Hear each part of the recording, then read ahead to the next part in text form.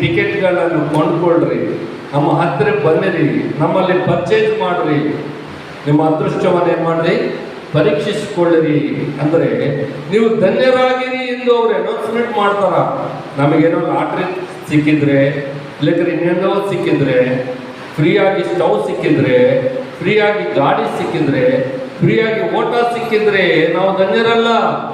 ದೇವರ ವಾಕ್ಯ ಹೇಳ್ತದ 32ನೇ ಕೀರ್ತನೆ 1ನೇ ವಚನ, ಯಾವನ ದ್ರೋಹವು ಪರಿಹಾರವಾಗಿದೆಯೋ ಅವರು ಧನ್ಯರು. ನಮ್ಮ ದ್ರೋಹವು ಪರಿಹಾರವಾಗಬೇಕು, ಅವನು ಧನ್ಯನು. ಯಾವನ ಪಾಪವು ಕ್ಷಮಿಸಲ್ಪಟ್ಟಿದೆಯೋ ಅವನೇ ಧನ್ಯನು. ಯಾರು ಧನ್ಯರಂದ್ರೆ ದ್ರೋಹವು ಪರಿಹಾರವಾಗಬೇಕು, ಪಾಪವು ಕ್ಷಮಿಸಲ್ಪಡಬೇಕು, ಅವನೇ ಧನ್ಯನು. ಮೊದಲ ವಿಷಯ ನಾವು ನೋಡ್ತಿರ್ತೀವಿ 2ನೇ ವಚನದಲ್ಲಿ, ಯೆಹೋವನು ಯಾವನ ಲೆಕ್ಕಕ್ಕೆ ಅಪರಾಧವನ್ನು ಎಣಿಸುವ